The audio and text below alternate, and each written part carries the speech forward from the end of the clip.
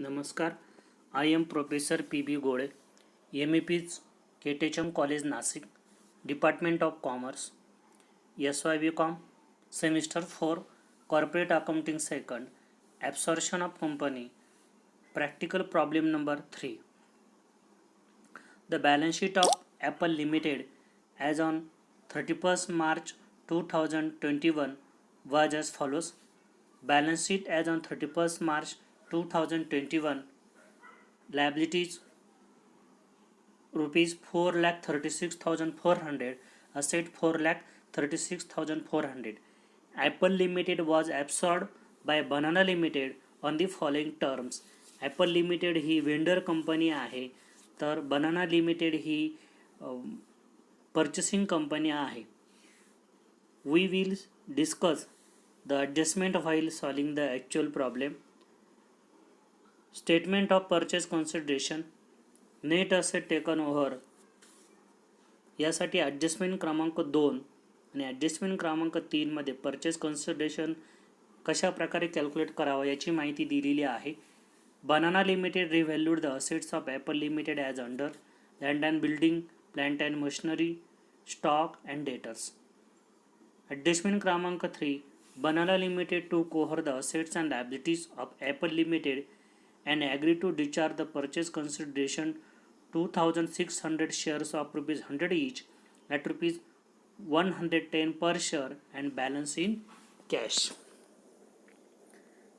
Land and building, plant and machinery, stock, debtor, cash in hand यांचे value घेतलेले आहेत.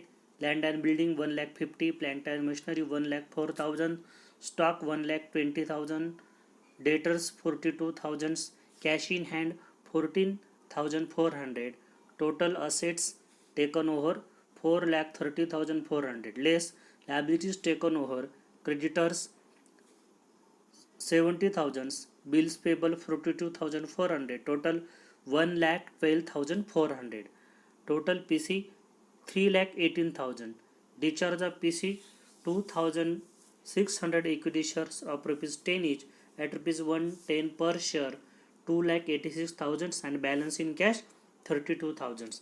पीसीचं calculation केलेलं आहे. Assets taken over minus liability taken over आणि discharge of PC 2,86,000 equity share and balance in cash 32,000. यानंतर problem ledger account जे आहे ते आपण सॉल्व करत आहोत. फर्स्ट स्टेप आपली आहे, ट्रायल बॅलन्सच्या असेट ज्या असतील ह्या रिलायझेशन अकाउंटच्या डेबिट बाजूला ट्रान्सफर करायच्या असतात. To sundry assets, land and building 1,40,000, plant and machinery 1,10,000, stock 98,000, debtors 42,000, cash 14,400. त्यानंतर ज्या लायबिलिटीज आहे त्या लायबिलिटीज क्रेडिट बाजूला घ्यायच्या असतात रिलायझेशन अकाउंटच्या. Bills payable 42,400, creditors 70,000.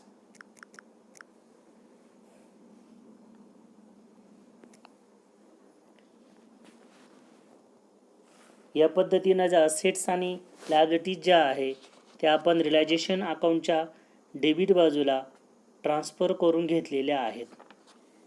त्यानंतर नेक्स्ट ज्या लायबिलिटीज आपल्या रिमेनिंग बाकी आहे त्या अकाउंटला त्या ट्रान्सफर करून घ्यायच्या. शेअर कॅपिटल, जनरल रिझर्व आणि प्रॉफिट लॉस अकाउंट आपण इक्विटी शेअर होल्डर अकाउंटच्या क्रेडिट बाजूला ट्रान्सफर करत असतो. इक्विटी शेअर होल्डर अकाउंटच्या क्रेडिट बाजूला इक्विटी शेअर कॅपिटल 2 लाख.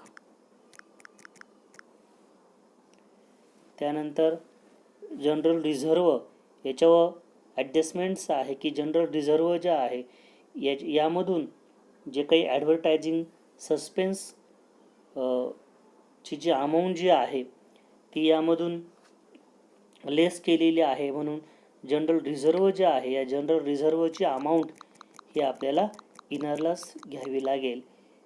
त्याची अमाऊंट आहे 64,000. त्यानंतर profit and loss account 60,000.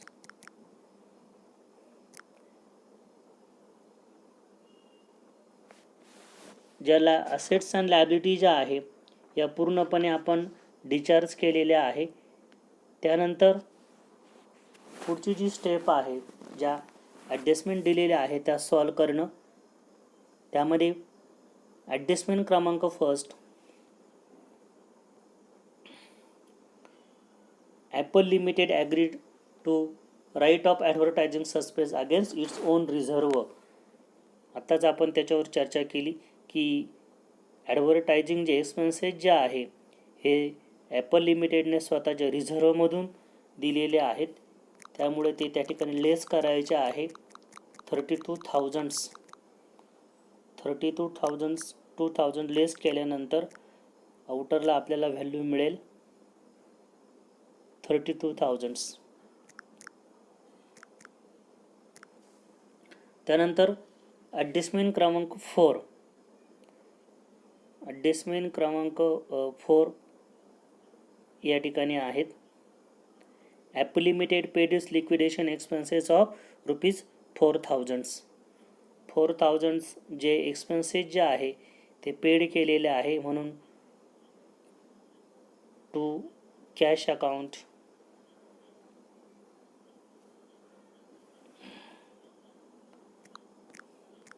Cash जे लिक्विडेशन एक्सपेन्सेस आहे ते आपल्याला पेड करायचे आहे. इथं जी कॅश आपण लिक्विडेशन एक्सपेन्सेस समोर गेली ती वरती आपण ट्रान्सफर करूया. आणि लिक्विडेशन एक्सपेन्सेस जे आपले आहे ते आहे 4,000. त्यांना ट्रान्सफर करायचे कॅश अकाउंटच्या क्रेडिटला बाय रिलायझेशन लिक्विडेशन एक्सपेन्सेस 4,000. त्यानंतर थर्ड स्टेप आपली आहे, जो PC जो आहे हा PC आपल्याला ट्रान्सफर करायचा असतो. पहिला इफेक्ट रिलायझेशन अकाउंटच्या क्रेडिट बाजूला बाय बनाना लिमिटेड जो PC जो आहे 3,18,000. त्यानंतर डिस्चार्ज केलेला PC आपण पर्चेसिंग कंपनी अकाउंटच्या डेबिट बाजूला घेत असतो. To realisation 3,18,000. त्यानंतर येथेच आपण डिस्चार्ज केलेला PC जो आहे त्याच्या व्हॅल्यूज आपण यामध्ये लिहून घेत असतो. डिस्चार्ज केलेला PC इक्विटी शेअर होल्डरची व्हॅल्यू आहे 2,86,000 आणि कॅशची व्हॅल्यू आहे 32,000. हे जे अकाउंट जे आहे लगेच इथेच टॅली करून टाकायचं असतं. 3,18,000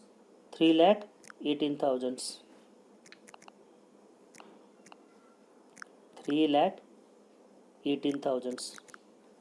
त्यानंतर डिस्चार्ज केलेला PC त्या अकाउंटला ट्रान्सफर करायचा. इक्विटी शेअर होल्डर्स आहे म्हणून इक्विटी शेअर होल्डर्स अकाउंटच्या डेबिट बाजूला 2,86,000 to equity share in Banana limited.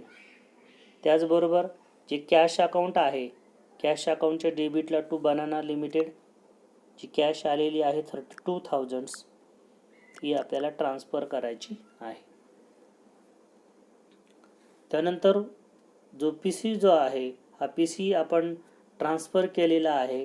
त्यानंतर जे ॲडजस्टमेंट्स आहे त्या देखील आपण सॉल्व केलेल्या आहे. आता आपल्याला जो प्रॉब्लेम जो आहे हा टॅली करायला हरकत नाही. सर्वप्रथम रिलायझेशन अकाउंट आपण टॅली करतो. रिलायझेशन अकाउंटची क्रेडिट साईड ही आहे 4,33,000 4,30,400 4,30,400.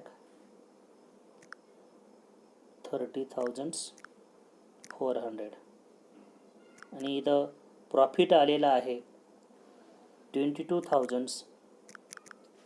तो इक्विटी शेअरहोल्डर अकाउंटच्या क्रेडिट बाजूला आपण ट्रान्सफर करत असतो बाय रिअलायझेशन 22,000. त्यानंतर इक्विटी शेअर होल्डर जे अकाउंट जे आहे ते आपल्याला टॅली करायचं असतं. या प्रॉब्लेममध्ये इक्विटी शेअर होल्डर अकाउंट जे आहे याची डेबिट साईड हेवी आहे, क्रेडिट साईड हेवी आहे 3,14,000. 3,14,000 आणि जो बॅलन्स असतो तो आपण कॅश अकाउंटला ट्रान्सफर करत असतो. बॅलन्स आलेला आहे 28,000 इन ब्रॅकेट बॅलन्सिंग फिगर. हे लिहिणं गरजेचं असतं. Balancing figure. त्यानंतर बॅलन्सिंग फिगर जी आहे ही कॅश अकाउंटच्या क्रेडिट बाजूला आपल्याला ट्रान्सफर करायची आहे बाय इक्विटी शेअर होल्डर 28,000 आणि कॅश अकाउंट जे आहे इथे आता टॅली होईल 32,000. कॅश अकाउंट जर टॅली झालं तर आपला प्रॉब्लेम परफेक्ट आहे. त्यानंतर opening entries in the books of Banana Limited. पहिली एंट्री जी असते ही PC संदर्भात असते, म्हणून business purchase account debit 3,18,000 to liquidators of Apple limited.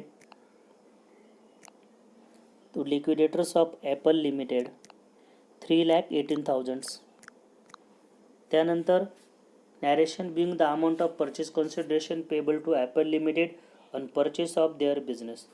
त्यानंतर दुसरी एंट्रीज PC जो आहे आपण डिस्चार्ज केला त्याचं जे विश्लेषण आहे PC कॅल्क्युलेट केला त्याचं विश्लेषण यामध्ये दिलं जातं. Land and building 1,50,000, plant and machinery 1,400. Statement of PC मध्ये आपल्याला या सगळ्या फिगर बघायला मिळतील. Stock account 1,20,000, debtors account debit 42,000, cash account 14,400, bills payable account 42,400, to creditors account 70,000, business purchase account 3,18,000, being the entry to record assets and liability taken over from Apple Limited and purchase consideration payable thereon. नंतर next जी entry जी असते PC कशा प्रकारे आपण discharge केला. Liquidators of Apple Limited account debit 3,18,000 आपण घेतले होते, डिस्चार्ज केले to equity share holder account 2,60,000 आणि शेअर घेताना प्रीमियमनी घेतले होते, म्हणून जे 2,86,000 आहे याच्यातून प्रीमियम बाजूला काढला जाईल. To share premium 26,000, to cash 32,000. being the entry to record the issue of 2,600 equity shares of rupees 100 each at premium of rupees 10 per share and the balance payment in cash of 32,000 to the liquidators of Apple Limited as on purchase consideration. अशा पद्धतीनं हा problem आपण solve केलेला आहे. Thank you.